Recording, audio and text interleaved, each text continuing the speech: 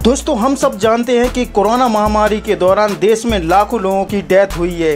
Death हुए लोगों में से कुछ ऐसे भी लोग हैं जिनके द्वारा परिवार का पालन पोषण किया जा रहा था, और दोस्तों कुछ ऐसे भी लोग हैं जिनके द्वारा लोन लेकर अपनी बच्चों की पढ़ाई, बेटी की शादी और लोन लेकर घर बनवाया है। कोरोना काल में बहुत से परिवार अपने मुखिया को खो चुके हैं।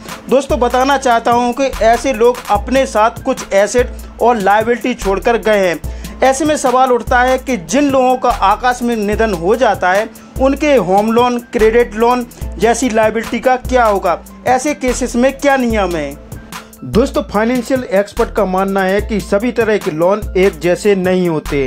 होम लोन, ऑटो लोन या व्हीकल लोन के मामले में बैंक या फाइनेंस कंपनियों के लिए लोन रिकवरी करना आसान होता है क्योंकि इस मामले में एसेट जुड़े होते हैं, लेकिन personal loan, credit card loan आदि के मामले में थोड़ा अंतर होता है।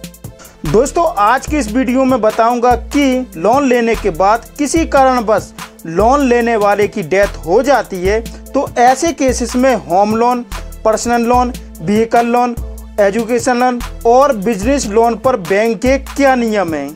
दोस्तों यदि आप मेरे चैनल पर पहली बार आए हो तो मेरे चैनल को सब्सक्राइब कर लेना और दोस्तों लाइक कर लेना ताकि ऐसे ही नॉलेजेबल वीडियो आप तक पहुंचा सकूं। दोस्तों यदि होम लोन की बात करें तो होम लोन काफ़ी लंबी अवधि के लिए होते हैं, इसलिए बैंक इस तरह की व्यवस्था रखते हैं कि कर्जधारक की मौत होने पर लोन की रिकवरी प्रभावित ना हो।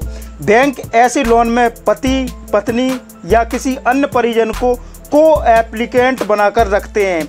यही नहीं, कई बार यह भी देखा जाता है कि कर्ज लेने वाले के पास पर्याप्त बीमा पॉलिसी है या नहीं।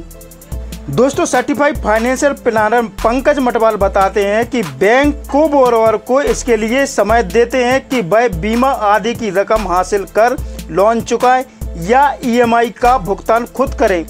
किसी के जीवन साथी जैसे पति या पत्नी लोन चुकाने की स्थिति में नहीं है तो उसके बेटे या बेटी चुका सकते हैं। बैंक बेटे या बेटी की क्रेडिट रैंक देखकर उसके लिए ईएमआई तय कर सकते हैं और उसके लोन के लिए को एप्लीकेंट बना सकते हैं। और यदि कोई भी लोन चुकाने की स्थिति में नहीं है तो बैंक प्रॉपर्टी या मकान को अपने कब्जे में ले सकता है। सरफेसी एक्ट के तहत बैंक को यह अधिकार होता है कि वह उस मकान की नीलामी कर अपनी बकाया रकम को वसूल कर सकता है।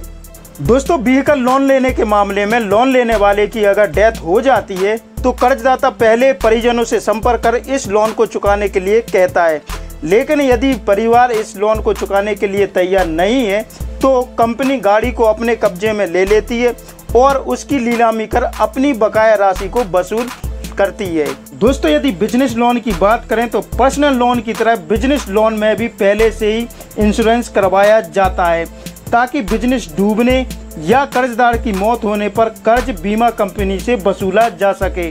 दोस्तों यहाँ पर मैं आपको बताना चाहता हूँ कि यदि आपने इंश्योरेंस नहीं लिया है और बैंक ने आपके ट्रांजैक्शन को देखकर बिजनेस लोन दे दिया है तो ऐसी स्थिति में पहले से ही आपके कर्ज की रकम के बराबर संपत्ति को गिरवी रखा जाता है ताकि उसे बाद में बेचकर कर्ज वसूला जा सके। दोस्तों यदि एजुकेशन लोन की बात करें तो एजुकेशन लोन बिना किसी गारंटी के नहीं दिया जाता है और यदि लोन राशि ज़्यादा है तो कई बार पेरेंट को इसकी जमानत भी देनी होती है। इसलिए यदि किसी कारणवश लोन लेने वाले स्टूडेंट की मौत हो जाती है तो बैंक इस लोन के गारंटर यानी उसके पेरेंट से बकाया राशि का भुगतान करने को कहता है।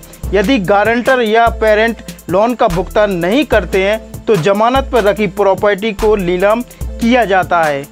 दोस्तों यदि पर्सनल लोन या क्रेडिट कार्ड लोन की बात करें तो यह लोन अनसिक्योर्ड लोन की श्रेणी में रखा गया है।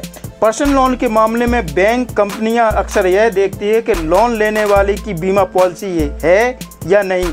यदि लोन लेने वाले की डेथ हो जाती है तो बैंक या कंपनी बीमा कंपनी से अपनी रकम वसूलने की कोशिश करती है और यदि बीमा पॉलिसी नहीं है तो ऐसी कंडीशन में बैंक नॉमिनी या वारिस को बकाया पैसा चुकाने के लिए कह सकती है।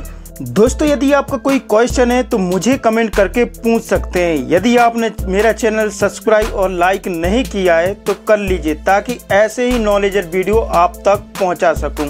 दोस्तों कीमती समय देने के लिए आपका बहुत बहुत धन्यवाद।